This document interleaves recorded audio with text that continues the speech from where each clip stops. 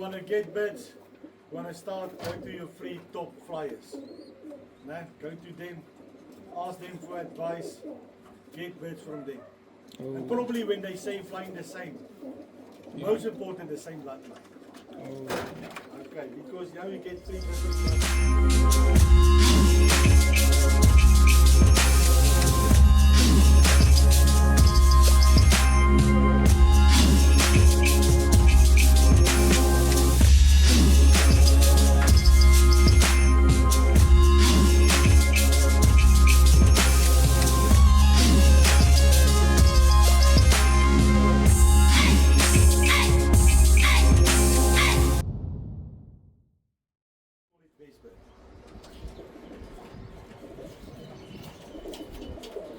I've heard people say that you shouldn't breed red to red, Spangles and other families, and then you shouldn't breed red to red because it tends to get birds that will become too long and they end up rolling down and crashing. What's your take on that? You know what? Yeah. That was when I started with rollers. That was the first thing. Many of mentors and stuff told me to say, oh, you know, this bird you must breed red to red, or you must breed red to black. Okay. And with the millies and the slates, you must breed the millies to the slates. The reason why they said that the red birds are the active bird, the black birds are the the longest ones. Yeah. So you match them, and then you have the millies are very what's the word, aggressive. Okay. They just want to roll. Oh, yeah. But what I found with the millies, that's why you won't see a millie in my loft. And when I started, I didn't took a millie to my loft. Was they are too aggressive. They begin to get too active. They don't want to fly. They just want to fly and do this. So, but they said, okay, the millie was the active one. The slate were the one that with the deeper roller, but it's not active. So you breed them. But you know what? I breed them for 20 years. And then I said, you know what, I'm going to do something else. Oh. I begin to breed a slate with a black one or a millie with a black one. And suddenly when I did changes like that, my bird became also deeper. So I think it does, you know, it's like monkey see, monkey do that. Oh, yeah. You know, people believe in a thing and they say, I'll keep you. But to go forward, you must always do something better. Must do something extra, something else nobody is doing. So that's what I did. I begin to change. I begin to breed a millie with a black. Okay. With a black bird. And now, and you know what? Years back with the old bloodline, the previous bloodline, and some people are flying. There's still the same bloodline.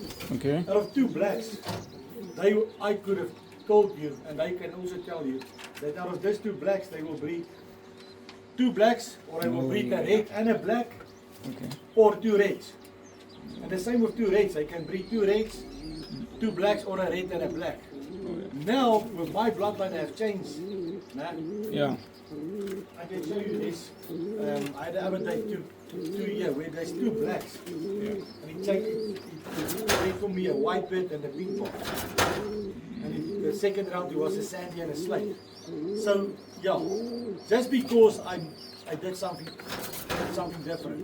You know, they didn't put color to color. But I don't think if you breed color to color, it's going to be a deeper bird or a better bird. That goes into my next question. Because of what you're talking about now and what you say that the old mentors used to tell you is that when you breed this color to this color, it becomes deeper. And from my understanding, color has nothing to do with performance.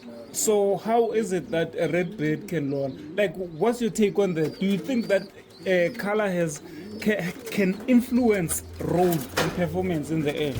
No, I don't think color can. What can influence the roll in the air. What I've seen when you're breeding too much black with red, you're getting, we call it bronze. Okay. You're getting the black birds, we're getting to get that color through the black. Yeah. And that's because of the inbreeding all these years. Red and black, black and red, black, red, and that stuff. Oh, so color doesn't have anything to do with performance. Got it. Got it. There is a saying in the pigeon hobby that if you fly mixed families of birds, you'll get mixed results in the end. For example, some come into their role earlier and some come in later and some fly differently. What's your take on that? Would you advise someone to fly different families in a kit? Maybe they're competing with the kit and they're flying different families. Or would you advise them to stick to a certain family and fly only that family? What's your take? You know what, it depends on the guy at the time.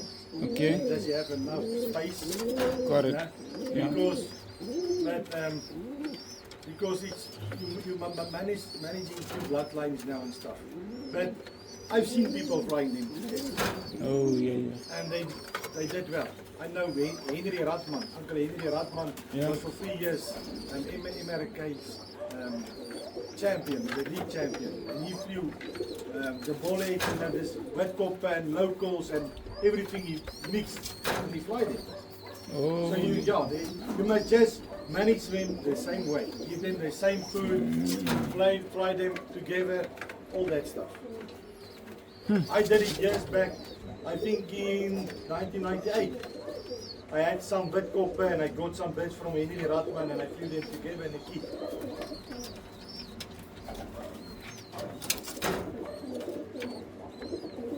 Okay.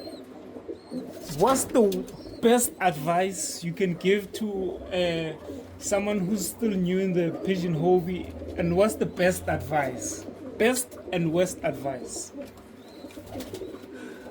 Best is, like I said, go to your, if you want to get birds, you want to start, go to your 3 top flyers.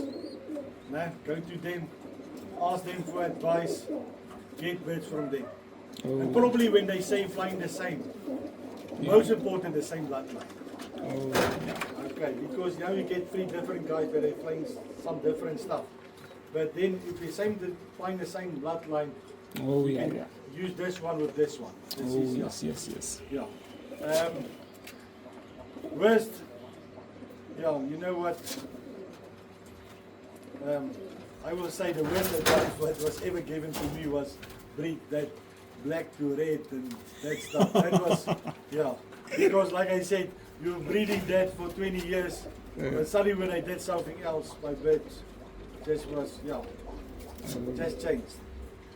Okay, here's another one. People normally say that the quality of birds we have now is not as good as the ones that the guys had back in the days. Would you say that we're improving on the birds, or we're going backwards with the birds? Would you say we've improved? I think we've improved a lot. If I check the birds that I find, I now know some of the people before that. Okay. And the same sport, the same birds and stuff. They definitely improved. I know when I started, this red copper was rolling like 3 seconds, 2.5, 3 seconds. Now they're rolled. My longest is over 20 seconds. So definitely they have improved.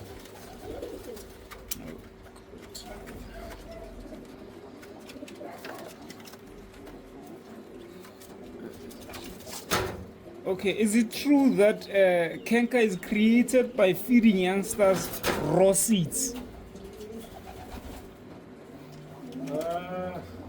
I'm not sure about that.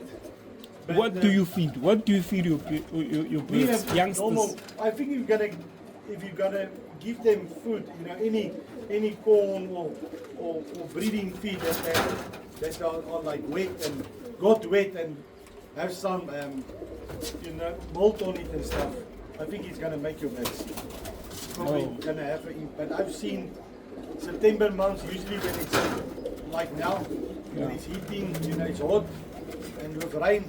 This kind of time. After flying your pigeons, do you feed them straight when they land, or you give them some time to rest? How do you do it? Mine, I will fly them in the mornings. Yeah. On the weekends, I will fly them in the mornings.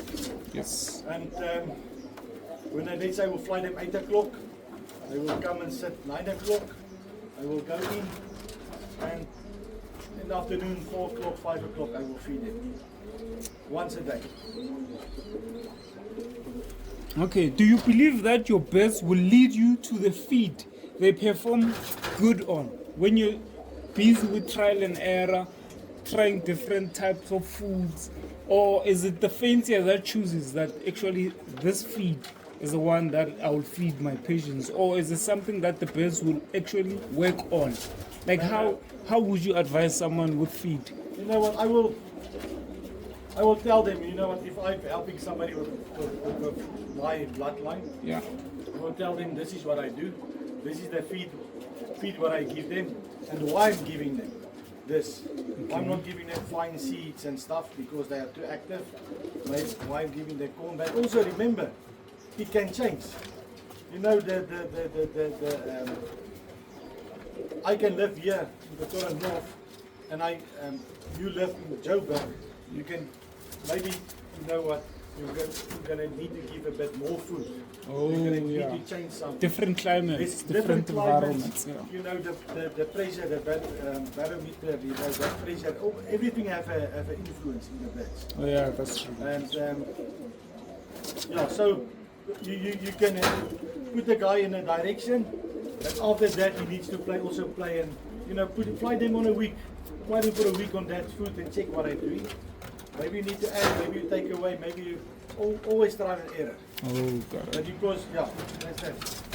Okay, I've heard people say during the molt you should feed birds extra food because from the usual quantity, because normally when you feed them, because it affects the growth of the feathers if they don't get extra. I won't say feed. extra food, it's just food that have more oil, you know, oil based inside, you know, like sunflower seeds. Oh yeah. Sunflower seeds. What I will do is I will put also, you get this oil that you put over the Plum Plus oil you put over your feed. That you mix flour of sulfur. You go also, you know, it's also good for molting season. So I won't say more food. It's just certain types of food. You need to give them more. Okay. Yeah. With that same thought, ne? Yeah. I've heard people who live in cold areas that say that they don't feed their birds corn, and corn you can feed your birds if you live in a hot environment, because the birds do need to carry extra fat so that they become warm. What's your take on that? Because of I don't know, but mine through summer, winter, Yeah. we had some cold winters. I give them the same food, water, same food, the same, and when I go out, they produce the same roll, style, length, everything. Oh, yes. Okay. If you're flying a kit of youngsters reaches 5 months without them rolling properly, or have sloppy rolls, those Vaslap rolls, what do you do? Do you get rid of them and breed again, or do you keep them? You know what? I would rather get rid of them. Okay. At 5 months. 5 months. Okay. 3 months they must start already producing. They must give you already 3 months. They must already roll. They say 3 to 4 seconds. Oh yeah. People often say that in a set of youngsters, the one that looks like the father is a hen, and the one that looks like the mother is the cock. How true is that? I don't think it's true. Like I told you, I had a pair of black birds and I breed me 2 white birds. And I have white birds that I breed me tortoises. Oh yeah. So and then they roll very, very good. Oh yeah. Okay, there are people that swear on hens that look like cocks, and then there are those that swear on hens that look like hens. What's your take on that? Yeah, you get them with a bird. You sit there and you say, hey, this bird, you know. Yeah. Can you please grab one just to show us on camera? One that looks like a cock or one that looks like a hen? Can you please see it?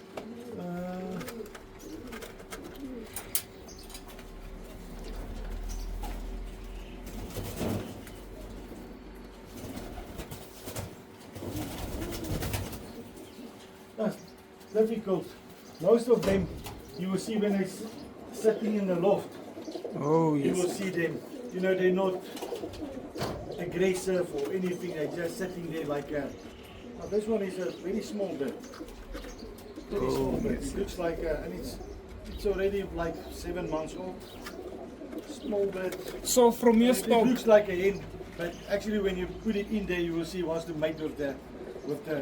oh, Yeah, it wants to mate with the hen. Then it's a yeah. Oh. It's a cock, yeah. But you get them. You get them. oh. So from your family, do you get hens like these ones that look like hen only? Are those the ones that you prefer? You know what, you get them, but you know what, you get dominated hens, you get dominated cocks. Oh, yeah, that's true. You know, you get, they just stand out. Yeah, they're different. Yeah. Next time you'll get this, and then the next you'll get this. Oh, nice. It has bronze. I saw bronze. Yeah, that's a very tortoise shell, dark tortoise shell.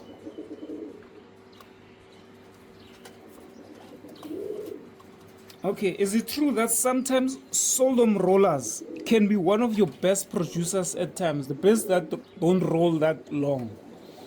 Just because they come from a good family, would you say that they will produce you? You get, you know what, like I said in 2001, Yeah. I bought a white bird. The breeder were Pigeon. Oh. I had that white bird. I flew it here for 6 months. It only rolled like 3.5 seconds. Oh. My birds were rolling like 5 seconds. But that bird, it didn't roll long. But I said, you know what, let me take a chance, let me breed with it. And suddenly when I bred it with any cock, all the birds, all the babies that produce and the ones that when I break them in and fly them was 10 seconds and upwards. So it can. Just something, it's just like that, they click and yeah, it works. Okay. Would you say pedigree is everything when you're buying birds from someone, or it's not that important? Just to see where those birds come from and how are they bred? I would say the last three generations. I won't say. Or the last say, 3? Yeah, let's say the last 3 or 4. Let's say the last 5 years. I won't say the last 10 years or 15 years. Remember, because the birds 15 years back and 10 years back were like 3.5, 4, 5 second rollers. Now we are standing at 10 to 15 seconds. Oh. So why I want to go back 10 years or 15 years pedigree? I'm just going to go backwards again. I'd rather go forward, take the last 5 years, check what a guy did. What he did to improve them to move forward. Oh, yeah. Interesting.